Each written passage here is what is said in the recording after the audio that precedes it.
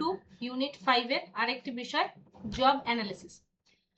Job অ্যানালিসিসের গুরুত্ব আগের বারই আমরা আলোচনা করেছি যে জব অ্যানালিসিস বলতে আমরা কি বোঝাই বা কাজের বিশ্লেষণ যে বলতে আমরা কি বোঝাই। জব অ্যানালিসিস হলো এমন একটা প্রক্রিয়া যার মাধ্যমে আমরা কোনো কাজের দায়িত্ব, কর্তব্য, দক্ষতা, যোগ্যতা এবং কাজের পরিবেশ সম্পর্কে কোনো বিস্তারিত তথ্য সংগ্রহ করা বা বিশ্লেষণ করতে পারি।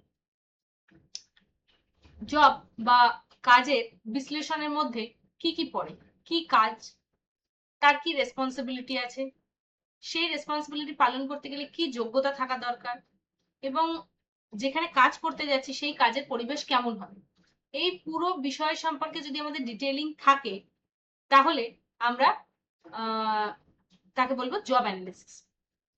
এই জব অ্যানালিসিস বা কাজের যে বিশ্লেষণ সেটা হলো মানব সম্পদ ব্যবস্থাপনা বা হিউম্যান রিসোর্স যে ম্যানেজমেন্ট তার একটা মৌলিক এবং অত্যন্ত একটা গুরুত্বপূর্ণ অংশ। এই জব অ্যানালিসিসের কিছু বিশেষ গুরুত্ব রয়েছে যেটা আজকে আমাদের প্রথম আলোচনার বিষয়, জব অ্যানালিসিসের গুরুত্ব। প্রথমেই কি আসবে গুরুত্বের মধ্যে? সঠিক নিয়োগ এবং সঠিক নির্বাচন, মানে প্রপার রিক্রুটমেন্ট এবং সিলেকশন। প্রপার রিক্রুটমেন্ট সিলেকশন বলতে কি?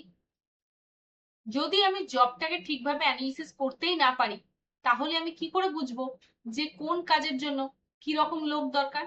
আমার কাছে যদি এই বিষয়টা খুব ভালোভাবে জানা থাকে যে আমার জব রেসপন্সিবিলিটি কি আছে, কি কাজ আমি করতে চাইছি, তাহলেই তো আমি সেই কাজের জন্য কি রকম প্রার্থী যোগ্য হবে সেটাকে নির্বাচন করতে সক্ষম হব।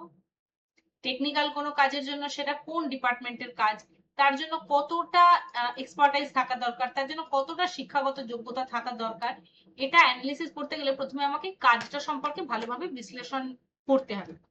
সেই কাজটা কি, কি রকম যোগ্যতার মানুষ দরকার, কি রকম স্কিল থাকা দরকার, কতটা সময় লাগতে পারে বা কতটা তার মানে কি বলবো দক্ষতা থাকা দরকার, এই যে যা যা বিষয় হয় তা সেই বিষয়টাকে বুঝতে গেলে আমাকে আগে কাজটাকে ভালো করে বুঝতে হবে। তার মানে জব অ্যানালিসিসের মাধ্যমে কোনো কাজের জন্য কি কি দক্ষতা লাগবে, কি কি যোগ্যতা লাগবে, কি এক্সপিরিয়েন্স লাগবে, এটা একটা গুরুত্বপূর্ণ দিক। মানে সেই কাজের প্রাসঙ্গিক তার কি ধরনের অভিজ্ঞতা দরকার, সেই অভিজ্ঞতা, যোগ্যতা, কি কি দরকার, সমস্ত কিছু নির্ধারণ করা যায় এই জব অ্যানালিসিসের মাধ্যমে।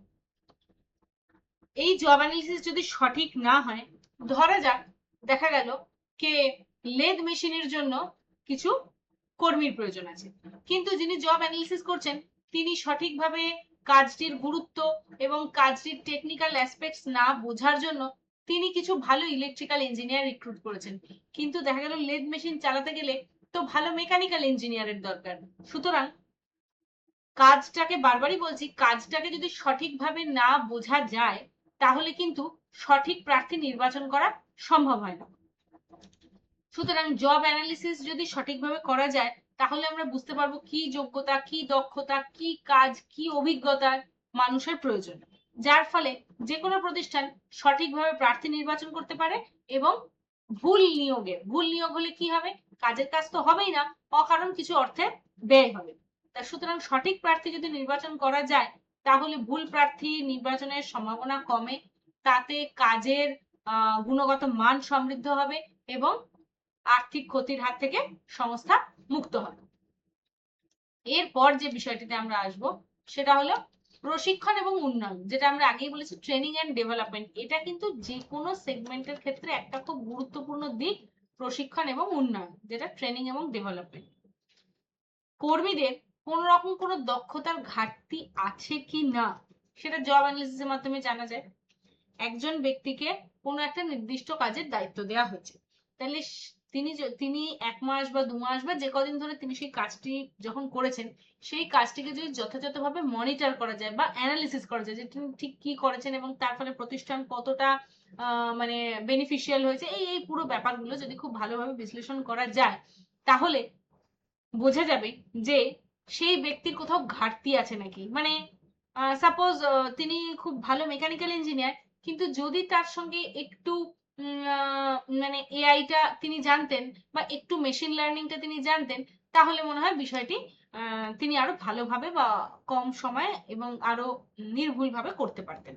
তা সুতরাং জব অ্যানালিসিসটাকে সঠিকভাবে যদি করা যায় তাহলেই বোঝা যাবে যে যে ব্যক্তিকে যে কাজের দায়িত্ব দেওয়া হয়েছে সেই ক্ষেত্রে তার কোনো ঘাটতি আছে নাকি, এবং সেই ঘাটতি যদি থাকে তাহলে কোন জায়গায় যোগ্যতার ঘাটতি না দক্ষতার ঘাটতি, ঠিক কতটুকু ট্রেনিং দিতে হবে, কতদিনের ট্রেনিং দিতে হবে, বা ঠিক কিভাবে তাকে ট্রেনিংটা দিতে হবে।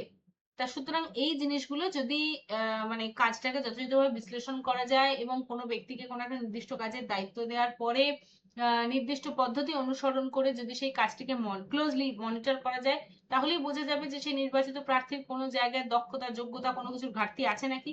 তাহলে তার ভিত্তিতে সংস্থা ঠিক করবে যে তাকে, সে সবই জানে কিন্তু তাকে একটু ট্রেনিং দিয়ে নিলে সে মনে হয় আরো ভালো এবং আরো এফিশিয়েন্টলি কাজটা করতে সক্ষম হবে। সুতরাং তখন সংস্থা ঠিক করবে যে তাকে ঠিক কি ধরনের প্রশিক্ষণ দেওয়া যাবে, ঠিক কি ধরনের প্রশিক্ষণ কর্মসূচি তারা তৈরি করবে, সংস্থার কাজটাকে ডিস্টার্ব না করে কিভাবে তাকে ট্রেনিং দেওয়া যাবে, কিভাবে তার ডেভেলপমেন্ট করা যাবে, এই বিষয়গুলো। সুতরাং ক্লোজ মনিটরিং ছাড়া বোঝা যাবে না যে কার কোথায় যোগ্যতা দক্ষতা ঘাটতি আছে বা কারো কোথায় কোথায় অসুবিধে হচ্ছে। সুতরাং সেই বিষয়গুলোকে জানতে গেলে ক্লোজলি মনিটর করতে হবে এবং তার ভিত্তিতে সংস্থা বা HR যেটা মানব সম্পদ ব্যবস্থাপক যিনি, তিনি একটু উপযুক্ত প্রশিক্ষণ কর্মসূচি তৈরি করবেন, কোথায় প্রশিক্ষণ করতে হবে, কতদিনের প্রশিক্ষণ করতে হবে, কত ঘন্টার, তাতে সংস্থা কতটা ক্ষতিগ্রস্ত হবে, আগামী দিনে সংস্থা কতটা লাভবান হবে, এই সমস্ত কিছুকে সিনক্রোনাইজ করে তিনি একটু উপযুক্ত কর্ম প্রশিক্ষণ সূচি তৈরি করবেন। এরপর যে বিষয়টি আসবে সেটি হলো, যেটা নিয়ে আমরা আগেও কথা বলেছি, পারফরম্যান্স অ্যাপ্রাইজাল বা কর্মক্ষমতার মূল্যায়ন। তা পারফরম্যান্স অ্যাপ্রাইজালের মাধ্যমে কি করা হয়, এই যে আমি বললাম যে জব অ্যানালিসিস মানে কি ধরনের কাজ সেটাকে আমি বিশ্লেষণ করলাম, সেটা হলো জব অ্যানালিসিস। এবার সেই জব অ্যানালিসিস করে আমি কর্মী নিয়োগ করলাম, হয়ে গেল রিক্রুটমেন্ট। এবার সেই কর্মী নিয়োগের পর সেই কর্মীকে আমি একটা কাজের দায়িত্ব দিলাম, তারপর সেই কর্মী কাজ করার পরে আমরা দেখব যে তিনি কি কাজ করেছেন, কিভাবে কাজ করেছেন, তার কোথাও কোনো সমস্যা হচ্ছে নাকি। এবার এটা তো গেল ট্রেনিং এবং ডেভেলপমেন্টের দিক থেকে, এবার যতটা জায়গা তিনি করতে সক্ষম হলেন, যে জায়গাটুকু তিনি ঠিকভাবে করতে সক্ষম হলেন, সেই জায়গাটাকে এবার অ্যানালিসিস করা হবে যে তিনি কতটা ঠিকভাবে করেছেন। মানে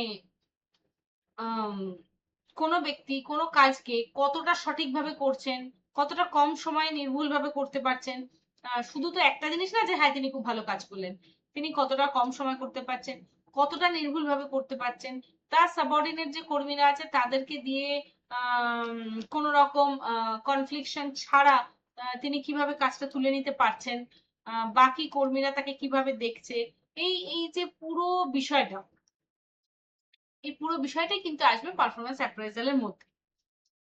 কারণ কাউকে কোনো একটা কাজের দায়িত্ব দিলে তার সময়ের একটা ইস্যু থাকে, তিনি কতটা কম সময় করতে পারছেন, তিনি কতটা নিখুঁতভাবে করতে পারছেন, একা কোনো ব্যক্তির পক্ষে সব কাজ করা সম্ভব নয়, তিনি বাকিদের দিয়ে কিভাবে কাজটা তুলিয়ে নিতে পারছেন, বাকিরা তার সঙ্গে কতটা যোগ্য সহযোগিতা করছে সেই কাজটি করতে, এই সমস্ত বিষয়গুলো কি রকম কি হয়েছে তার ভিত্তিতে মানদণ্ড তৈরি করে তাকে নির্ধারণ করা হয়।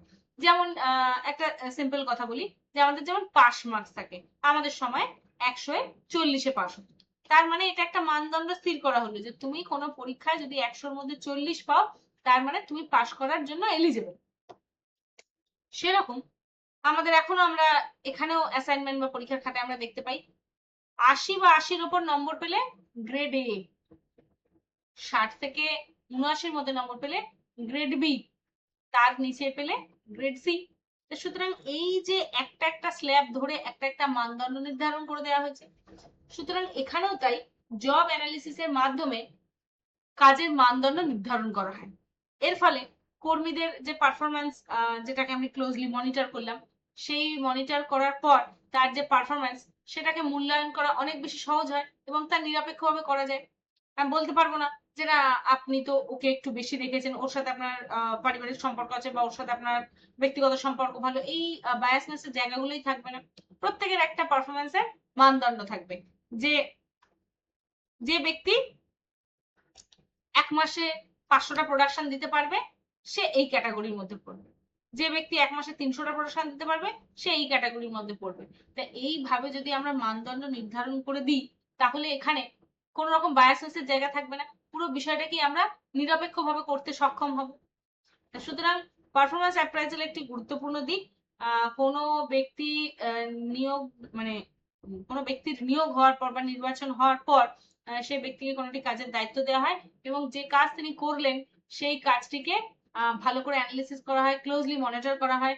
তার ফলে কি হবে, তার কোথায় কি সমস্যা আছে না আছে আমরা বুঝতে পারবো। সেটা তো মানে সমস্যার দিকটা তো চলে গেল আমার ট্রেনিং অ্যান্ড ডেভেলপমেন্টের মধ্যে। আর বাকি যে কাজটি তিনি করলেন তার ভিত্তিতে কিছু মানদণ্ড নির্ধারণ করে আমরা তার পারফরমেন্স মূল্যায়ন করব এবং তার ভিত্তিতে তার প্রমোশন বা বেতন বৃদ্ধি যা হবার সেটা হবে, সংস্থা যা সিদ্ধান্ত নেবে। কিন্তু আমাদের লক্ষ্য একটাই, পুরো বিষয়টিকে যত দূর সম্ভব সেটাকে নিরপেক্ষভাবে করতে হবে, কোন রকম বায়াসনেস যেন না থাকে। বেশ, এরপরে যে বিষয়টি আমরা আসবো এখন, যেটা আমি বললাম বেতন এবং পারিশ্রমিক নির্ধারণ। একটা কথা, কোন কর্মী শ্রমিক তিনি 8 ঘন্টা কাজ করে যা বেতন পাচ্ছেন, একজন ম্যানেজার 8 ঘন্টা কাজ করে কি সেই বেতন পাচ্ছেন?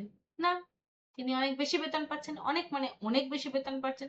তাহলে প্রশ্ন তো হতেই পারে, উনিও 8 ঘন্টা কাজ করেছে আর উনিও 8 ঘন্টা কাজ করেছে, তাহলে দুজনের বেতনে এত গুণ পার্থক্য কেন? আমাকে দেখতে হবে কোন কাজ কতটা গুরুত্বপূর্ণ এবং কতটা প্রয়োজন, যেটা আমরা কিভাবে জানতে পারবো? জব অ্যানালিসিসের মাধ্যমে জানতে পারবো। একজন শ্রমিক তিনি 8 ঘন্টা কাজ করছেন, তিনি স্টিরিওটাইপ কাজ করছেন। সাপোজ কোন একটা পার্টিকুলার মেটেরিয়াল তিনি প্রোডাকশন করছেন, সেখানে যদি 1000টা পিসও তিনি 8 ঘন্টার প্রোডাকশন করেন, তো সেম জিনিস, সেম প্রসেস, সেম কিছু। একজন ম্যানেজার, তাকে কাস্টমার, তার এমপ্লয়ি সকলের গ্রিভেন্স সামলাতে হচ্ছে, পলিসি মেকিং করতে হচ্ছে, নিউ কোনো টেকনোলজি এলে তার সাথে কোপ আপ করে কিভাবে সংস্থাকে টিকিয়ে রাখতে হবে ভাবতে হচ্ছে, কোনো নিউ গভর্নমেন্ট পলিসি এলে তার সঙ্গে নিজের সংস্থার পলিসিকে কিভাবে সিনক্রোনাইজ করানো যায় তাকে ভাবতে হচ্ছে। তার মানে পুরো সংস্থাটা চালানোর পিছনে যা কিছু planning, policy making, grievance redressal, যা যা কিছু মানে থাকতে পারে সমস্যা, সব রকম দায় দায়িত্ব পড়ছে ম্যানেজারের উপর। তাহলে স্বাভাবিকভাবেই একজন কর্মী যিনি একই প্রোডাক্ট একই পদ্ধতিতে 1000টা তৈরি করছেন, তিনি তার এতদিন কাজ করে করে তার এতটাই অভ্যেস, চোখ বন্ধ করে তিনি 1000টা প্রোডাক্ট তৈরি করে দিতে পারবেন একইভাবে। সুতরাং তার মাথা খাটানো বা তার পরিশ্রমের গুরুত্ব আর একজন ম্যানেজার যিনি গোটা সংস্থার প্ল্যানিং, প্রোগ্রামিং, সমস্ত যাবতীয় কিছু সমস্ত কিছু দেখাশোনা করছেন, তার কাজের গুরুত্ব, দুজনের গুরুত্ব কি সমান? কখনোই নয়, দুজনের গুরুত্ব সম্পূর্ণভাবে আলাদা। সুতরাং কোন কাজ কতটা গুরুত্বপূর্ণ এবং সেই কাজ করতে গেলে কতটা যোগ্যতা বা কতটা দক্ষতার প্রয়োজন, সেটা কিন্তু আমরা জব অ্যানালিসিসের মাধ্যমে নিরপেক্ষভাবে জানতে পারবো। এর ভিত্তিতে কি হবে? এর ভিত্তিতে ন্যায্য সুষম বেতন বা পারিশ্রমিক যে কাঠামো সেটা তৈরি করা হয়। এরপর আমরা যে বিষয়টিতে আসব সেটি হলো জব ডেসক্রিপশন এবং স্পেসিফিকেশন। মানে কি? কাজের বিবরণ এবং স্পেসিফিকেশন তৈরি, জব ডেসক্রিপশন এবং স্পেসিফিকেশন। এখানে কি জব অ্যানালিসিস বা কাজের যে বিশ্লেষণ, তার ফলাফল থেকেই জব ডেসক্রিপশন করা হয়। জব অ্যানালিসিস যেটা হলো, কি কাজ আছে তার যে অ্যানালিসিস, এই কাজ করতে গেলে এইটা লাগতে পারে, এইটা লাগলে এই অসুবিধা হতে পারে, 10 বছর পরে এই সমস্যাটা হতে পারে, এই যে ডিটেইল জব অ্যানালিসিস, এর যে একটা ফলাফল, যে এর জন্য এই কটা কর্মী লাগবে, এর জন্য এই কটা মেশিন লাগবে, এর জন্য একে ট্রেনিং করাতে হবে, এই যা যা হবে, এর যে ফলাফল, সেই ফলাফল থেকে জব ডেসক্রিপশন তৈরি করা এবং জব স্পেসিফিকেশন তৈরি করা হয়। জব স্পেসিফিকেশন কি? যোগ্যতার মানদণ্ড। যদি জব অ্যানালিসিসটাই আমার কাছে ঠিকভাবে না থাকে, কি কাজ, তার জন্য তার যাবতীয় খুঁটিনাটি যদি সঠিক তথ্য না থাকে, তাহলে জব স্পেসিফিকেশন করা কি করে সম্ভব? আমি যদি জবটার খুঁটিনাটি সম্পর্কে না জানি, তাহলে যোগ্যতার মানদণ্ড কি করে তৈরি হবে? কোনটাকে আমি বলবো 100 আর কোনটাকে বলবো 80, কোনটাকে বলবো 70, আমি তো বুঝিই না। কারণ একটু আগেই আমি বললাম যে একজন শ্রমিক তার কাজের মূল্যায়ন আর একজন ম্যানেজার তার কাজের মূল্যায়ন দুজনের সম্পূর্ণ আলাদা। সুতরাং জবটাকে যদি আমি ঠিকভাবে না বুঝি তাহলে যোগ্যতার মানদণ্ড তৈরি করতে পারবো না। একটা খুব কঠিন প্রশ্নে ৮০ পাওয়া আর একটা খুব সোজা প্রশ্নে ৮০ পাওয়া দুটো কি সমান? তা নয়। কোন প্রশ্নের ডিফিকাল্টিজ লেভেল কি রকম আছে সেই ভিত্তিতে সেই প্রশ্নের কাট অফ তৈরি করা হবে। যে প্রশ্নের ডিফিকাল্টিজ লেভেল যত বেশি সেই প্রশ্নের কাট অফ তত কম, যে প্রশ্নের ডিফিকাল্টি লেভেল যত কম তার কাট অফ তত বেশি। সুতরাং জব অ্যানালিসিসের যে ফলাফল সেটা থেকে জব ডেসক্রিপশন বা কাজের বিবরণ এবং জব স্পেসিফিকেশন যোগ্যতার মানদণ্ড সেটা তৈরি করা। এটি এইচআর বা হিউম্যান রিসোর্স ম্যানেজার যিনি তার সর্ব কার্যক্রমের ভিত্তি হিসেবে কাজ করে। এটা তো অবশ্যই মানে জব স্পেসিফিকেশন বা যোগ্যতার মানদণ্ড এটা দিয়েই তো আমি বছরের পর বছর মানে মাসের পর মাস বছরের পর বছর জব অ্যানালিসিস করছি, তারপরে যে এমপ্লয়িকে মূল্যায়ন করছি, তার প্রমোশন দিচ্ছি, তার ট্রান্সফার করছি, সমস্ত কিছু। সুতরাং এই বিষয়টি কাজের বিবরণ ও স্পেসিফিকেশন তৈরি এই বিষয়টি এইচআর বা মানব সম্পদ ব্যবস্থাপকের সর্ব কার্যক্রমের ভিত্তি হিসেবে কিন্তু কাজ করে। বেশ, এরপর আমরা যে বিষয়টি আসব সেটি হলো কর্মী পরিকল্পনা বা হিউম্যান রিসোর্স প্ল্যানিং। এখানে কি ভবিষ্যতে কজন কর্মী লাগবে, কি ধরনের দক্ষতা প্রয়োজন হবে, মানে হিউম্যান রিসোর্স আগেই আমি বলেছি যে কোন সংস্থা তার উন্নয়ন তার ভবিষ্যৎ এই সব কিছুরই কিন্তু ভিত্তি হচ্ছে কর্মী। এই যে এইচআর গোটা বিষয়টি কিন্তু গড়ে উঠেছে হিউম্যান রিসোর্সকে নিয়ে। হিউম্যান রিসোর্স মানে কি? আমার কর্মচারী, যে রিসোর্স আমি ব্যবহার করছি তা হিউম্যান মানে তা মানুষ, তার মানে যে কর্মীরা আছে তারাই হলো হিউম্যান রিসোর্স। সুতরাং এই হিউম্যান রিসোর্স প্ল্যানিং বা কর্মীর পরিকল্পনা করা এটা কিন্তু একটা খুব গুরুত্বপূর্ণ দিক।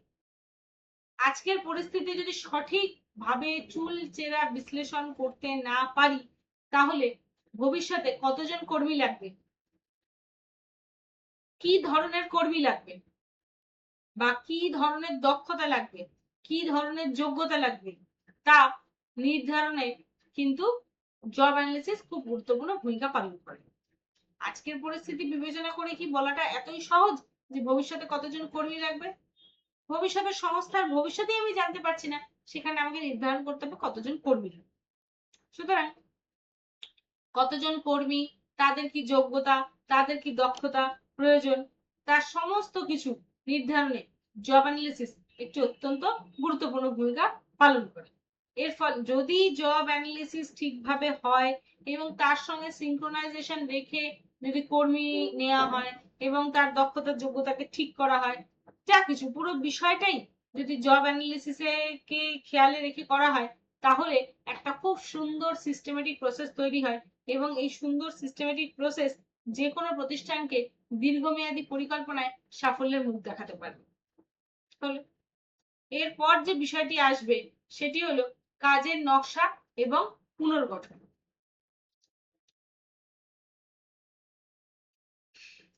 কাজের নকশা এবং পুনর্গঠন মানে হচ্ছে জব ডিজাইন এবং রিডিজাইন। জব ডিজাইন এবং রিডিজাইন। তাহলে জব অ্যানালিসিসের মাধ্যমে কোনো কাজের গঠন বা স্ট্রাকচার সেটা বোঝা যায়। কিরকম? একটা পার্টিকুলার জব তার একটা নির্দিষ্ট স্টাইল আছে যে এটার পরে এটা হয় এটার পরে এটা হয়, তার একটা যে ডিজাইন আছে।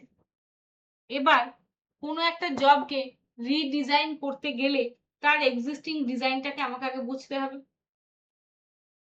কোনো একটা জবকে রিডিজাইন করতে গেলে আগে তো তার ডিজাইনটাকে বুঝতে হবে, তাই তো? বেশ,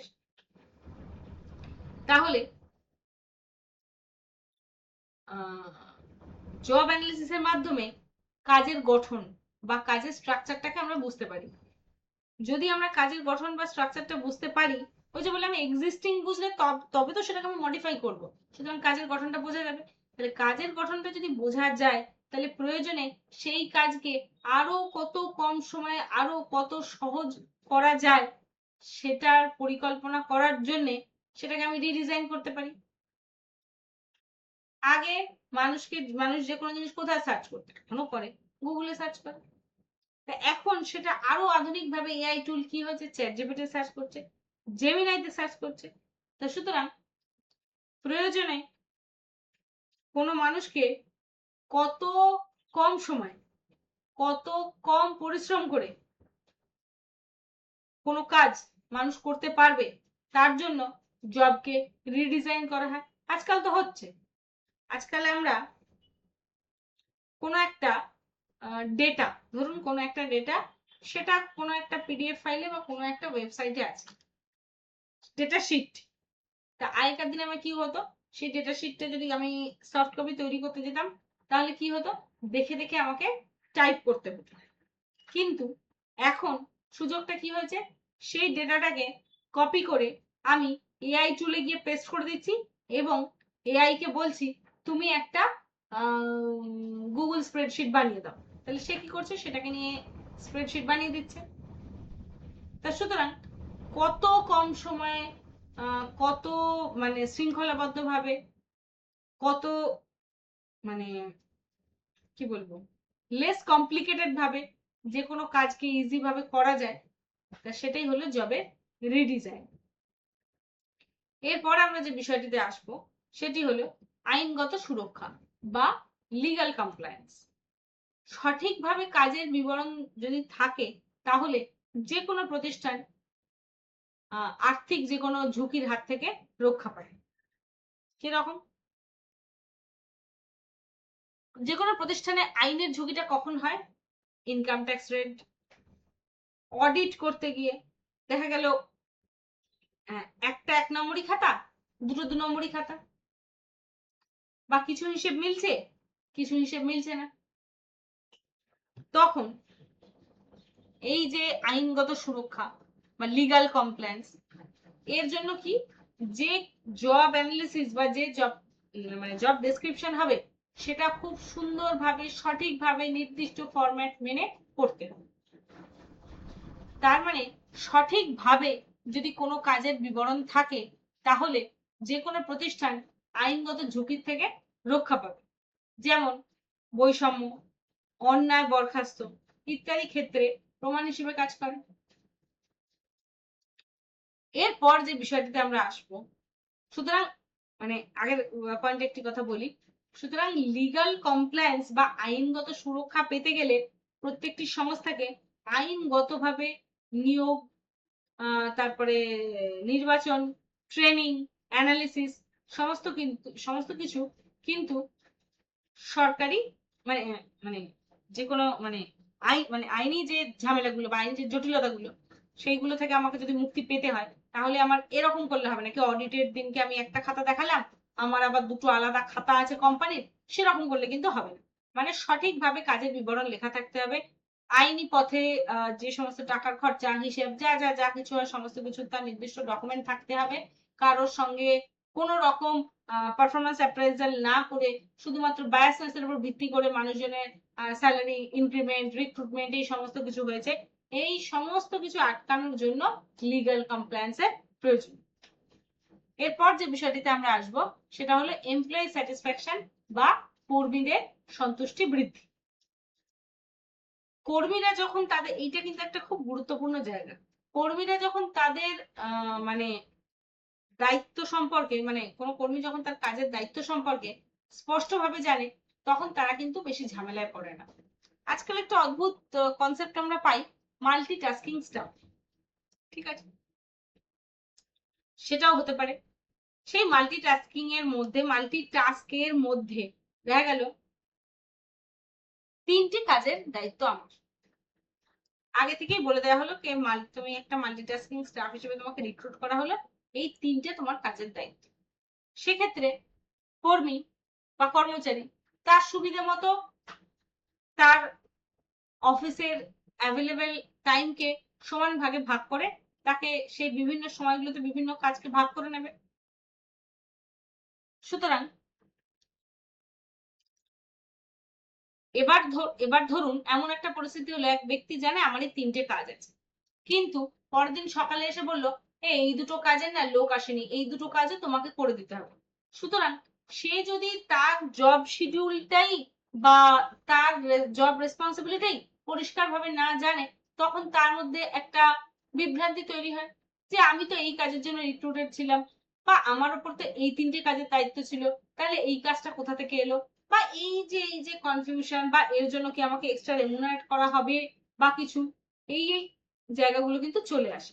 সুতরাং কোনো কর্মী যদি তার কাজের দায়িত্ব এবং মানে তার মানে তার কাজের দায়িত্ব এবং কাজের প্রতি কর্তব্য স্পষ্টভাবে যদি জানে, তাহলে তাদের বিভ্রান্তি অনেক কম হয়।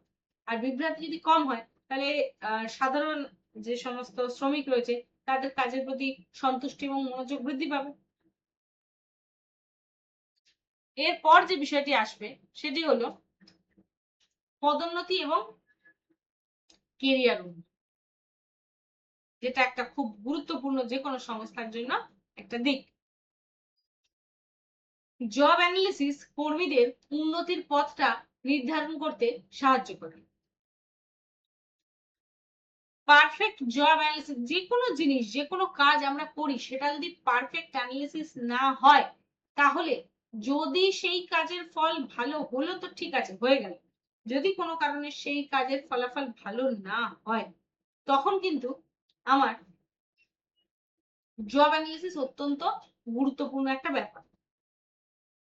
মানে আমার কাছে বেশ কিছু টাকা আছে, সেই টাকা কটি আমি কোথায় কিভাবে ইনভেস্ট করব তার ডিটেলিং যদি না থাকে, তাহলে কিন্তু টাকা হ্যাপাজার্ড খরচ হয়ে যায় এবং সঠিক লভ্যাংশ এসে পৌঁছায় না।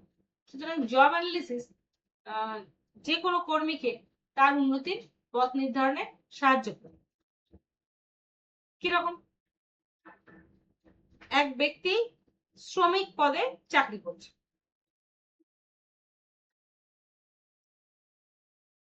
হঠাৎ সংস্থার মনে হলো যে তাকে মানে সে মোটামুটি যা কাজ জানে, তার মোটামুটি যা পারফরমেন্স, তাকে এই পোস্টের জন্য ভাবা যেতে পারে। সুতরাং যে পদে সে ছিল, সেই পদ থেকে যে পদে তাকে ভাবা হচ্ছে, সেই পদে উন্নীত হতে গেলে কি কি যোগ্যতা থাকতে হবে, কি কি দক্ষতা থাকা দরকার, কি কি এক্সপিরিয়েন্স থাকা দরকার, এই সমস্ত বিষয়গুলোকে জানতে পারলে তবেই তো কোনো ব্যক্তির বা কোনো কর্মীর পদোন্নতি বা কেরিয়ার উন্নয়ন করা সম্ভব হবে। আগে তো দেখতে হবে যে তার সেই যে কাজ করে সেই কাজের সঙ্গে সামঞ্জস্যপূর্ণ রেখে কি কাজ আছে, তারপর দেখতে হবে সেই রকম কোনো কাজের ইন্ডাস্ট্রিতে প্রয়োজন আছে কিনা বা ডিমান্ড আছে কিনা। যদি দেখা যায় সেটাও আছে, তাহলে কোন পদে উন্নীত হলে বা কোন পদে ডেভেলপ হলে বা প্রমোশন হলে কে কিরকম বেতন পাবে সেটা কিন্তু, বা কে কিরকম বেতন পাবে, বা সেই পদে প্রমোশন হতে গেলে তার কি এডুকেশনাল কোয়ালিফিকেশন বা তার কি টেকনিক্যাল স্কিল লাগবে, সেইগুলো কিন্তু মানে আমরা জানতে পারবো। এরপর যে বিষয়টি আসবে সেটি হলো কাজের মান এবং উৎপাদনশীলতা বৃদ্ধি, যেটা হলো আমার ইমপ্রুভ প্রোডাক্টিভিটি। এক কথা, যখন কোনো কাজের, যে কথাটা আমি আগেও বলছি এখনো বলছি বারবার, প্রত্যেকের তার তার কাছে জব রেসপন্সিবিলিটি ক্লিয়ারলি থাকাটা অত্যন্ত গুরুত্বপূর্ণ। আমি সারা সপ্তাহ ধরে জেনে এসেছি কি এই কাজের দায়িত্ব আমার, হঠাৎ এসে জানতে পারলাম না এই কাজটার দায়িত্ব আমার না, তার পাশের কাজটার দায়িত্ব আমার। এটা কিন্তু যে কোনো সুস্থ মানুষের একটা সমস্যার জন্য কিন্তু খুব বড় একটা কারণ। প্রত্যেকের তার নির্দিষ্ট একটি কাজের দায়িত্ব থাকতে হবে আমি সে কথা বলছি না, একাধিক কাজের দায়িত্ব থাকে, কিন্তু প্রত্যেকে তার নির্দিষ্ট নির্দিষ্ট কাজের দায়িত্ব থাকতে হবে। হঠাৎ করে আজ মনে হলো অমুক দাদা আজ অফিসে আসেননি, আজকে এই কাজটা আপনি একটু করে দিন তো, এটা কিন্তু মানুষের মধ্যে বিভ্রান্তি তৈরি করে, অসন্তুষ্টি জন্ম দেয়। সুতরাং জব অ্যানালিসিস কি করবে, মানে কর্মীদের কিন্তু উন্নতির পথ নির্ধারণে সাহায্য করে। তা সুতরাং কাজের মান এবং উৎপাদনশীলতা যদি বাড়াতে হয় বা প্রোডাক্টিভিটিকে যদি বাড়াতে হয়, তাহলে প্রথমেই যেটা করতে হবে সেটা হচ্ছে কর্মীদের দায়িত্ব, মানে তার দায়িত্ব এবং সেই দায়িত্বের সঙ্গে সামঞ্জস্য রেখে তার প্রত্যাশা, সেই বিষয়টি পরিষ্কার থাকতে হবে। যদি তার দায়িত্ব এবং প্রত্যাশার বিষয়টি পরিষ্কার থাকে, তাহলেই কর্মীরা শুধু দক্ষতার সাথে বলবো না, সর্বোপরি সন্তুষ্টির সাথে কাজ করতে পারবে, আত্মসন্তুষ্টির সাথে কাজ করতে। কারণ আজ সে জানে আমার এই বেতন, আমি এই মানে আমার যোগ্যতা, এই আমার কাজ, তো সুতরাং এই তিনটে বিষয়ের মধ্যে যদি সিনক্রোনাইজেশন থাকে তখন কর্মীরা আরো যোগ্যতা এবং আরো দক্ষতার সাথে সুন্দরভাবে কাজ করতে পারবে। এর ফলে কি হবে, যে কোনো মানে বড় প্রতিষ্ঠান, সেই ক্ষেত্রেও বলছি, এই তিনটে জিনিসের মধ্যে যদি সিনক্রোনাইজেশন থাকে তাহলে সামগ্রিক বা ওভারঅল যে উৎপাদনশীলতা বা প্রোডাক্টিভিটি সেটা কিন্তু বেড়ে যায়। এবার একটি কথা বলি যে জব অ্যানালিসিস, এই যে এতক্ষণ ধরে আমরা জব অ্যানালিসিস বললাম, এই জব অ্যানালিসিস কিন্তু শুধু একটা তথ্য সংগ্রহের প্রক্রিয়াই নয়, বরং এটা হলো মানব সম্পদ ব্যবস্থাপনার একটা বড় ভিত্তি। সঠিকভাবে যদি জব অ্যানালিসিস করা হয় তাহলে এই মানে অত্যন্ত নিখুঁতভাবে যদি জব অ্যানালিসিস করা হয় তাহলে যে কোনো একটা প্রতিষ্ঠান একটি দক্ষ কর্মীকে নিয়োগ করতে পারবে, উন্নয়ন করতে পারবে, মূল্যায়ন করতে পারবে এবং দীর্ঘমেয়াদী যে সংস্থার সাফল্য তা কিন্তু অর্জন করতে পারবে। সুতরাং কখনোই জব অ্যানালিসিসকে একটা ডেটা কালেকশন বা জাস্ট তথ্য সংগ্রহের মেথড হিসেবে দেখবেন না। এটি মানব সম্পদের মানে যে ব্যবস্থাপনা তার ভিত্তি। সঠিকভাবে যদি জব অ্যানালিসিস করা হয় তাহলে কোনো একটি প্রতিষ্ঠান একটি দক্ষ এবং যোগ্য কর্মী নিয়োগ, উন্নয়ন মূল্যায়ন এবং সংস্থার ভবিষ্যতে দীর্ঘমেয়াদী সাফল্য অর্জনে সক্ষম হবে। এরপর ওই ব্লক 2 ইউনিট 5 এরই আরেকটি বিষয় নিয়ে আজকে আপনাদের সঙ্গে আলোচনা করব, সেটা হলো অ্যাসপেক্টস অফ জব। মানে জব অ্যানালিসিসে যে বিষয়গুলো নিয়ে আমরা তো বিশ্লেষণ করে দিলাম, এবার যে জব অ্যানালিসিসে যে বিষয়গুলো নিয়ে বিশ্লেষণ করব সেইটা জব অ্যানালিসিসের যে অ্যাসপেক্ট, মানে জবের যে অ্যাসপেক্ট। প্রথম কি, জব আইডেন্টিফিকেশন বা কাজের পরিচিতি। জব আইডেন্টিফিকেশন বা কাজের পরিচিতি, এতে খুব গ্রাউন্ড লেভেলে মানে মানে এতে যেমন একটা মৌলিক তথ্য অন্তর্ভুক্ত থাকে। হ্যাঁ, জব অ্যানালিসিসের যে অ্যাসপেক্ট গুলো আমরা বলবো, সেটা কি করবে, একটা কাজকে কি বলি, আমরা তো অ্যানালিসিস করলাম, এবার এটাকে বিভিন্ন দৃষ্টিকোণ থেকে অ্যানালিসিস করে। আপনার পার্সপেক্টিভে জব অ্যানালিসিস একরকম, আমার পার্সপেক্টিভে জব অ্যানালিসিস একরকম। এই দৃষ্টিকোণ জব অ্যানালিসিসের সময় যে কোনো একটা কাজ বা যে কোনো একটা জবকে বিভিন্ন দৃষ্টিকোণ থেকে কিন্তু বিশ্লেষণ করা হয়। এই যে বিভিন্ন দৃষ্টিকোণ থেকে বিশ্লেষণ করছে, এর প্রাথমিক উদ্দেশ্যগুলোই হলো কাজটার প্রকৃত দায়িত্ব, দক্ষতা এবং পরিবেশ সম্পর্কে সম্পূর্ণ ধারণা পাওয়া। একটি কাজ আমার পারিপার্শ্বিক পরিবেশে একরকম চ্যালেঞ্জিং, আপনার পারিপার্শ্বিক পরিবেশে আরেক রকম চ্যালেঞ্জিং। সুতরাং জব অ্যানালিসিস গুলোকে যদি বিভিন্ন দৃষ্টিকোণ থেকে বিশ্লেষণ করা হয় তাহলে কাজটার প্রকৃত দায়িত্ব, দক্ষতা এবং পরিবেশ সম্পর্কে সম্পূর্ণ ধারণা পাওয়া যাবে। এর কিছু বিষয় আমরা নিচে আলোচনা করব। প্রথম হচ্ছে জব আইডেন্টিফিকেশন বা কাজের পরিচিতি। এর মধ্যে কি কাজের মৌলিক তথ্য থাকবে, যেমন কি কাজ, মানে জব টাইটেল, কোন ডিপার্টমেন্টের কাজ, কাজের কোড নম্বর কি, রিপোর্টিং লাইন কে, মানে যে কর্মী কাজ করবে সে কাজ হয়ে গেলে কাকে রিপোর্ট করবে, রিপোর্টিং লাইনটা কি। এই যে ডিটেল গুলো যদি থাকে, মানে এই আইডেন্টিফিকেশন গুলো যদি থাকে তাহলে কাজটাকে সঠিকভাবে শনাক্ত করা সম্ভব হয়। এরপর যে বিষয়টি আসবে সেটি হলো জব পারপাস বা কাজের উদ্দেশ্য। এই অংশে বলা হয় কোনো একটা কাজের মূল লক্ষ্য কি সেটা বলা। এই এই প্রতিষ্ঠান কেন এই কাজটি সৃষ্টি করছে, কিভাবে এটা প্রতিষ্ঠানের লক্ষ্যে অবদান রাখবে, সেটাই আমার কাজের উদ্দেশ্যে বোঝানো। মানে আমরা যখন ছোটবেলা স্কুলে পড়তাম তখন কোনো একটা নতুন সাবজেক্ট যখন পড়ানো হতো তার আগে প্রথম বলতো, তোমরা জানো এই সাবজেক্টটা কেন পড়বে, না পড়লে কি অসুবিধে। এখানেও ঠিক সেরকম কোনো একটা কাজ আমাকে করতে হবে, তার আগে তো আমাকে জানতে হবে যে এই কাজটা করার উদ্দেশ্য কি, এই কাজটার মাধ্যমে প্রতিষ্ঠান আর্থিক এবং সামগ্রিকভাবে কিভাবে লাভজনক হবে, অথবা সংস্থার যে মিশন ভিশন লেখা থাকে সেই মিশন ভিশনে এই কাজটি কি অবদান রাখে, কিভাবে সংস্থাকে মিশন ভিশনের দিকে এগিয়ে দেয়। এই বিষয়গুলি কি কিন্তু জব পারপাস। জব পারপাস মানে এটাও জব অ্যাসপেক্টের একটা অংশ। এখানে বোঝানো হয় কাজের মূল লক্ষ্য এবং কোনো প্রতিষ্ঠান কেন সেই কাজটি করতে চাইছে, সেই কাজটির জন্য সংস্থা কিভাবে বেনিফিশিয়াল হবে এবং সংস্থার মিশন ভিশনে পৌঁছাতে গেলে কাজটা কিভাবে গুরুত্বপূর্ণ বা দাবি রাখে। বেশ, এরপর যে বিষয়টি আলোচনা করব সেটি হলো ডিউটিজ অ্যান্ড রেসপন্সিবিলিটিস বা কাজের দায়িত্ব এবং কর্তব্য। এই অংশটা কিন্তু এই অ্যাসপেক্টস অফ জবের সব থেকে ইম্পর্টেন্ট জায়গা, সব থেকে ইম্পর্টেন্ট জায়গা। তাহলে জব অ্যানালিসিসের গুরুত্বপূর্ণ অংশগুলো কি?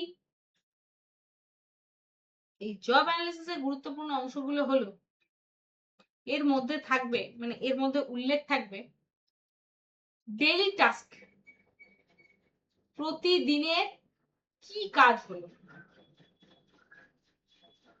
মানে নিয়মিত যে দায়িত্ব, বিশেষ বা কোনো অতিরিক্ত দায়িত্ব যদি দেয়া হয় তাহলে সেটাকে পালন করা হচ্ছে না হচ্ছে।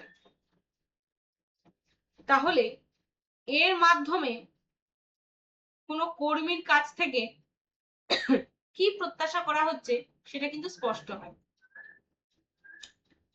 এই যে ডিউটি রেসপন্সিবিলিটি যদি আমি অ্যানালিসিস করতে বসি তাহলে দেখবো একজন এমপ্লয়ি প্রতিদিন কি কাজ করেছে, তার ডেইলি টাস্ক, তার প্রতিদিনের রেসপন্সিবিলিটি কি আছে, প্রতিদিনের কাজ আর প্রতিদিনের দায়িত্ব, এই দুটো জিনিস কিন্তু কোনো অবস্থাতেই এক নয়। মানে জব অ্যানালিসিসে আমরা দেখব প্রতিদিন কি কাজ করা হয়, এটা তো ওয়ার্ক ডান, যেটা আমি করেছি। এবার সেটা ঠিক কি ভুল করেছি সেটা আমি কি করে বুঝবো? তাহলে তাকে তো আমাকে কোনো স্ট্যান্ডার্ড কিছুর সঙ্গে তুলনা করে দেখতে হবে। তাহলে আমাকে দেখতে হবে এই কর্মীটার নিয়মিত দায়িত্ব কি ছিল।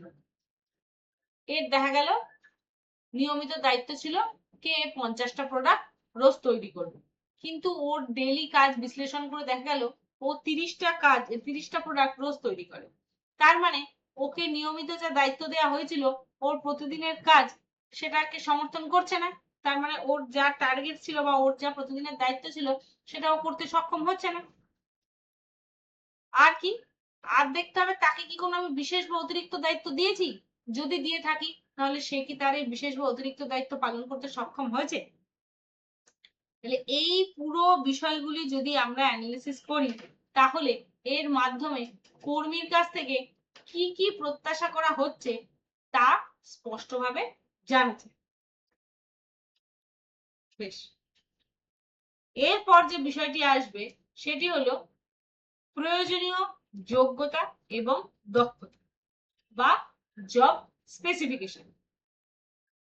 এই প্রয়োজনীয় যোগ্যতা বা দক্ষতা বা জব স্পেসিফিকেশন এর মধ্যে বেশ কিছু বিষয় ইনক্লুড থাকে। কি খুব গুরুত্বপূর্ণ কিছু বিষয় ইনক্লুড থাকে। শিক্ষাগত যোগ্যতা কি আছে, কি কোয়ালিফিকেশন আছে, কাজের অভিজ্ঞতা কি আছে, কি এক্সপিরিয়েন্স আছে, কি কারিগরি দক্ষতা আছে, কি টেকনিক্যাল স্কিল আছে, আর কোন রকম কোন সফট স্কিল জানা আছে কি। আমাদের স্কুলে আমরা সফট স্কিল কাকে বলতাম, ইংলিশের যে ক্লাসগুলো হতো মনে পড়ে, যে স্পোকেন ইংলিশের ক্লাস বা চাকরির পরীক্ষায় ইন্টারভিউ দেওয়ার মতন করে যে কিছু ক্লাস হতো সেগুলোকে আমরা কি বলতাম, সফট স্কিলের ক্লাস, তাই তো। তাহলে সুতরাং এই জব স্পেসিফিকেশনের মধ্যে বেশ কিছু এমন জিনিস যা অন্তর্ভুক্ত থাকবে। তাহলে কি কি বললাম, এডুকেশনাল কোয়ালিফিকেশন বা শিক্ষাগত যোগ্যতা, ওয়ার্ক এক্সপিরিয়েন্স বা কাজের অভিজ্ঞতা, টেকনিক্যাল স্কিল বা কাজের দক্ষতা বা কারিগরি দক্ষতা, আর সফট স্কিল বা যোগাযোগ দক্ষতা বলুন ইংরাজি বলার দক্ষতা বলুন, ইংরাজি লেখার দক্ষতা বলুন, বা আরো যে কোনো কিছু, সফট স্কিল। এইবার এই যে চারটে বিষয় আমি বললাম, শিক্ষাগত যোগ্যতা, কাজের অভিজ্ঞতা, কারিগরি দক্ষতা, সফট স্কিল, এই চারটি বিষয় আমাদের কোথায় কাজে লাগবে? এই চারটি বিষয় সঠিক প্রার্থী নির্বাচনের জন্য কিন্তু খুব গুরুত্বপূর্ণ। এই চারটি বিষয় সঠিক প্রার্থী নির্বাচনের জন্য অত্যন্ত গুরুত্বপূর্ণ। এরপর যে বিষয়টিতে আমরা আসব সেটি হলো ওয়ার্কিং কন্ডিশন বা কাজের পরিবেশ। এখানে কাজের পরিবেশ সম্পর্কে তথ্য দেওয়া হয়, মানে কোথায় অফিসটা লোকেটেড, মানে কোথায় কাজে মানে অফিসটা অবস্থিত, ওয়ার্কিং আওয়ার কত, 8 ঘন্টা, 10টা থেকে 6টা, নাকি শিফটিং আছে, 3 শিফটে কাজ নাকি 2 শিফটে কাজ, আর কাজের রিস্ক ফ্যাক্টর কি আছে। তাহলে এই সব হচ্ছে ওয়ার্কিং কন্ডিশন। কোনো একটা জায়গায় ইন্টারভিউতে, মানে খুব বড় সংস্থা বলছি না, মাঝামাঝি সংস্থায় ইন্টারভিউ হয়ে গেল, মানে ইন্টারভিউ না, লিখিত পরীক্ষা হয়ে গেল। তারপরে আমরা কি খোঁজ নিই যে আচ্ছা এদের ওয়ার্ক, ইন্টারভিউ বলতে পারেন, সব প্রাইভেট সংস্থার ক্ষেত্রে ইন্টারভিউ হয়, এখানে ওয়ার্কিং আওয়ার কটা থেকে কটা, উইকলি ছুটি কবে কবে, শিফটিং আছে কিনা, প্রয়োজন চাইলে ছুটি পাওয়া যায় কিনা। তাহলে এই ওয়ার্কিং কন্ডিশনে আমি কাজের পরিবেশ সম্পর্কে গুরুত্বপূর্ণ তথ্য পাচ্ছি, যেমন কাজের স্থান, মানে অফিস, ফ্যাক্টরি, বিল্ডিং, ওয়ার্কশপ বা কর্পোরেট সেক্টর, যেটাই বলুন, সেটা কোথায় রয়েছে, কটা থেকে কটা, ওয়ার্কিং আওয়ার্স কতক্ষণ, শিফটিং আছে কিনা, শিফটিং যদি থাকে তাহলে কটা শিফটে কাজ হয়, রিস্ক ফ্যাক্টর কতটা আছে, এই সমস্ত কিছু ওয়ার্কিং কন্ডিশনের মধ্যে আমরা আলোচনা করলাম। এরপর কি বিষয় আসবে, সব তো হলো, কাজের সময়, কাজের এই সেই সব হলো। এরপর যেটা, যে টুলস অ্যান্ড ইকুইপমেন্টস, যে কোনো সংস্থার ক্ষেত্রে এটা অত্যন্ত গুরুত্বপূর্ণ। এই যে কাজটা, সেটাকে সম্পাদনের জন্য কি কি যন্ত্র বা কি কি প্রযুক্তি ব্যবহার করতে হবে, কিরকম, সাপোজ ওয়ার্ডে ডেটা এন্ট্রি করতে হবে অনেক, তাহলে আমার কম্পিউটার ছাড়া কি হবে? তারপর যা যা তথ্য তৈরি করেছি সেই সবগুলোর প্রিন্ট আউট দিতে হবে, তাহলে সেটা কিসের মধ্যে পড়বে, টুলস অ্যান্ড ইকুইপমেন্টের মধ্যে পড়বে। মানে যদি আমার মনে হয় যে এই কাগজগুলোকে প্রিন্ট আউট নিতে হবে, তাহলে আমার কি দরকার, একটা প্রিন্টার দরকার, তাহলে সেটা কিসের মধ্যে পড়বে, টুলস অ্যান্ড ইকুইপমেন্টের মধ্যে পড়বে। কম্পিউটারে মানে ওয়ার্ডে কিছু ডেটা এন্ট্রি করতে হবে, তাহলে তার জন্য কি দরকার, কম্পিউটার দরকার।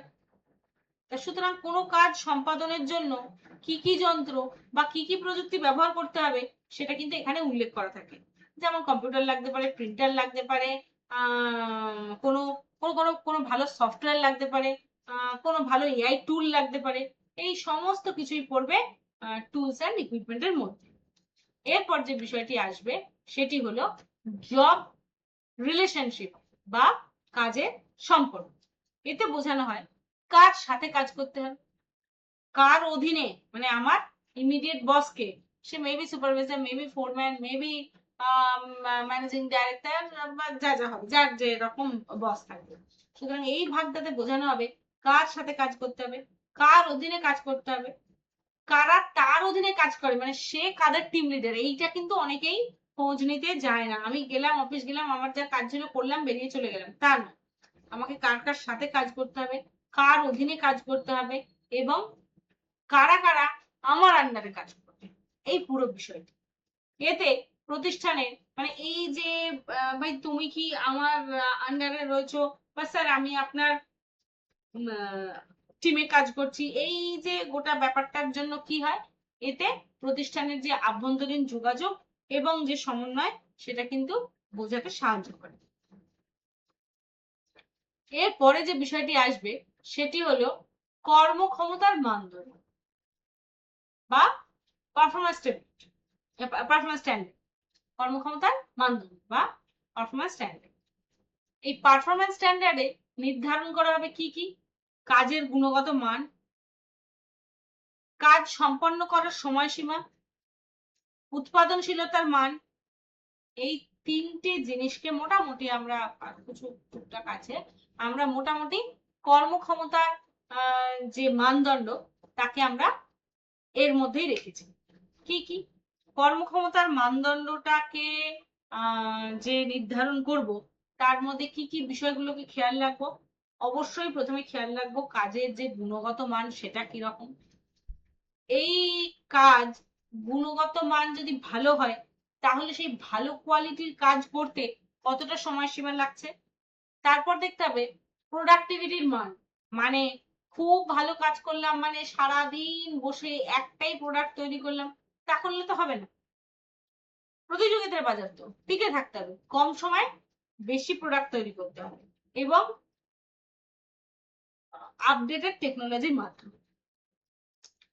তাহলে এখানে কাজের গুণগত মান দেখা হবে, কাজ করার সময়সীমা দেখা হবে এবং প্রোডাক্টিভিটি বা উৎপাদনশীলতার মান দেখা হবে।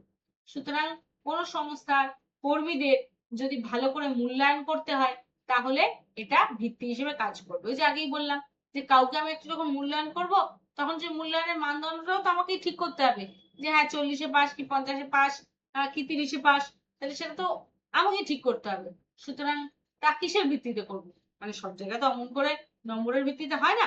সুতরাং কি কাজের গুণগত মান তার কেমন, সে কত সময় ধরে কাজ করেছে, কত কম সময়ে মানে সে কাজটা নির্ভুলভাবে করতে সক্ষম হয়েছে, এই এই বিষয়গুলোই কিন্তু কর্মক্ষমতার মানদণ্ডের মধ্যে আসবে। এরপর যে বিষয়টি হবে সেটি হলো ফিজিক্যাল এবং মেন্টাল রিকোয়ারমেন্টস। মানুষের তো কিছু মানে শারীরিক এবং মানসিক চাহিদা থাকে, সেইগুলো দেখবো এবার। তার মধ্যে কি আসবে, এর মধ্যে কি কি পড়বে? একটা হচ্ছে শারীরিক পরিশ্রমের মাত্রা পড়বে, মানে প্রচুর ফিজিক্যাল এফর্ট, শারীরিক পরিশ্রমের মাত্রা, মনোযোগ বা কনসেন্ট্রেশন এবং মেন্টাল স্ট্রেস, আর সমস্যার সমাধানের ক্ষমতা। সুতরাং এই যে ফিজিক্যাল এবং মেন্টাল রিকোয়ারমেন্ট এর মধ্যে যে যে বিষয়গুলো বললাম, কে শারীরিক পরিশ্রমের মাত্রা, মনোযোগ এবং মানসিক চাপ এবং সমস্যার সমাধানের ক্ষমতা, এই তিনটের মধ্যে শেষ পয়েন্টটি হচ্ছে সব থেকে বেশি গুরুত্বপূর্ণ। শারীরিক পরিশ্রম থাকবেই, কোনোদিন প্রেশার কম, কোনোদিন প্রেশার একটু বেশি। তার ফলে কি হবে? যদি প্রচুর কাজের চাপ হয় তাহলে শারীরিক ক্ষতি হবে, যদি প্রচুর পরিশ্রম মানে মানে পরিশ্রম মানে মানসিক পরিশ্রম হয়, মানে প্রচুর কোনো একটা জিনিস নিয়ে প্রচুর ভাবতে হলো, প্রচুর মাথা লাগাতে হলো, তাহলে কি হবে? মানসিক চাপ বাড়বে। মানে মানসিক চাপ মানে আমি ওই অর্থে বলছি না যে কম সময় কাজ করে সে ক্লান্ত হয়ে পড়বে, সুতরাং তার এনার্জি ফল করবে। তো সুতরাং শারীরিক পরিশ্রমের মাত্রা, যে 10টা থেকে 6টা পর্যন্ত পুরো একদম ওয়ার্কশপে কাজ করছে, শারীরিক পরিশ্রমের মাত্রা বাড়বে। সারাদিন সে পলিসি মেকিং মিটিং এটা সেটা করছে, তাহলে তার কি হবে? মানসিক যে চাপ সেটা বাড়বে। আবার কিছু জন আছে কোনো শারীরিক পরিশ্রমও করবে না, আবার খুব বেশি মাথা লাগিয়ে সেটাকে নিয়ে খুব মানে ঝামেলা ঝঞ্ঝাটও করবে না, তারা কম সময়ে শান্তভাবে স্ট্র্যাটেজিক ওয়েতে সমস্যার সমাধানটা করে নিতে পারে। সুতরাং এটা হলো সমস্যা সমাধানের রাস্তা, মানে বা সমস্যা সমাধানের যে ক্ষমতা। এই এই যে ব্যাপারটা মানে শারীরিক এবং মানসিক চাহিদা, এই ব্যাপারটা কোথায় কাজে লাগে? কোনো একটা কাজ করতে কোনো কর্মীর কি ধরনের সক্ষমতা বা কি ধরনের ফিটনেস প্রয়োজন সেটা দেখার জন্য এই যে মানে এই শারীরিক এবং মানসিক চাহিদার বিষয়টি এইচআর কে দেখতে হয়। মানে একজন একজন মানে শারীরিকভাবে অক্ষম ব্যক্তি কিন্তু তিনি অত্যন্ত মেধাবী, তাকে যদি আমি একটা বিশাল লেভারেজ জব দিই তাহলে সেটা কি তার জন্য ভালো হবে না সংস্থার জন্য ভালো হবে? কারোর জন্য ভালো হবে না। সুতরাং কার কতটা শারীরিক পরিশ্রমের চাপ আছে, কার কি অসুস্থতা আছে, কার কতটা মানে মানসিক ক্ষমতা আছে, সেই বিষয়গুলো দেখা খুব প্রয়োজন ওই জব অ্যানালিসিসের অ্যাসপেক্ট হিসেবে। কারণ তাহলে তো কর্মী বিশ্লেষণ করতেই পারবো না। আমি যদি না জানি যে আমার কোন কর্মীটা খাটতে পারবে আর কোন কর্মীটা অত খাটতে পারবে না, সেই বিষয়টা না জানা থাকলে তো আমি ঠিক করে জব অ্যানালিসিসই করতে পারবো।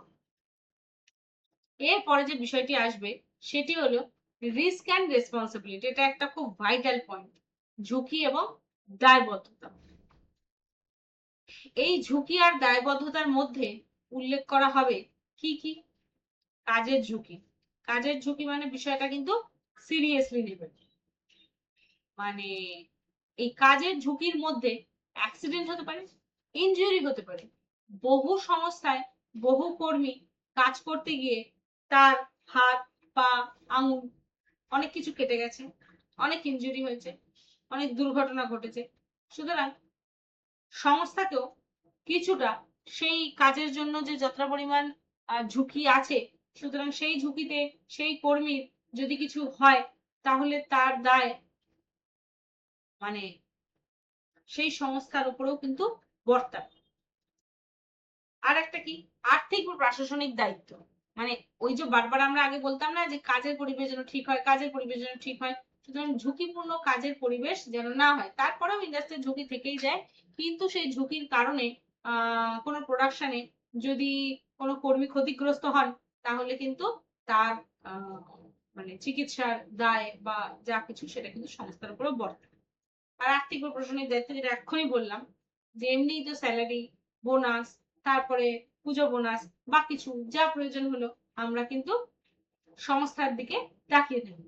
সুতরাং এটা কিন্তু একটা আর্থিক বা প্রশাসনিক দায়িত্বের মধ্যে পড়ে এবং এটিও কর্মী এবং সেই সংস্থানের বা সেই প্রতিষ্ঠানের সুরক্ষার জন্য, সেই সংস্থা বা সেই প্রতিষ্ঠানের সুরক্ষার জন্য একটা অত্যন্ত গুরুত্বপূর্ণ জায়গা। সুতরাং গোটা বিষয়টিকে যদি সারাংশ করে আমরা বলতে চাই তাহলে কি বলবো? জব অ্যানালিসিস কাজের প্রত্যেকটা দিক মানে জব অ্যানালিসিসে কাজের প্রত্যেকটা দিককে বিশ্লেষণ করা হলো একটা অত্যন্ত গুরুত্বপূর্ণ বিষয়। কারণ এর মাধ্যমে একটা কাজের যে কোনো পূর্ণাঙ্গ চিত্র তুমি পাবে। সবসময় একটা লোকই যে একটা কাজ করে দিতে সক্ষম হবে তা নয়, তার জন্য সাপোর্টিং দুটো লোক লাগতে পারে। তো সুতরাং জব অ্যানালিসিসে কাজের প্রত্যেকটা দিককে বিশ্লেষণ করা হয় এবং মানে এবং অত্যন্ত মানে নিখুঁত ভাবে সেই বিশ্লেষণটা করা উচিত। কারণ এর মাধ্যমেই কিন্তু আমরা কাজের একটা পূর্ণাঙ্গ চিত্র পেতে পারি এবং কাজের পূর্ণাঙ্গ চিত্র না পেলে কি তার ট্রেনিং লাগবে, কি তার ডেভেলপমেন্ট লাগবে, তারপরে মানে সেই কাজটি করতে কতদিন সময় লাগবে, সেই কাজটি করতে আরো কি ধরনের ট্রেনিং ডেভেলপমেন্ট দিতে হবে, কোনো তথ্যই সঠিকভাবে পাওয়া যাবে না। সুতরাং জব অ্যানালিসিসের মাধ্যমে কাজের প্রত্যেকটা দিককে বিশ্লেষণ করা খুব গুরুত্বপূর্ণ। কারণ এর মাধ্যমে একটা কাজের যে ক্লিয়ার ছবি পাওয়া যায় সেটাই কিন্তু আগামী দিনে সঠিক নিয়োগ, প্রশিক্ষণ, মূল্যায়ন এবং প্রতিষ্ঠানের যে দক্ষতা সেটা বৃদ্ধি করতে একটা গুরুত্বপূর্ণ ভূমিকা পালন করে এবং অদূর ভবিষ্যতে সেই সংস্থানকে তার নির্ধারিত বা তার নির্দিষ্ট যে লক্ষ্যের দিকে পৌঁছে দিতে পারে। নমস্কার। আজকের বিষয় এই পর্যন্তই। আগামী দিন দেখা হবে নতুন কোনো বিষয়।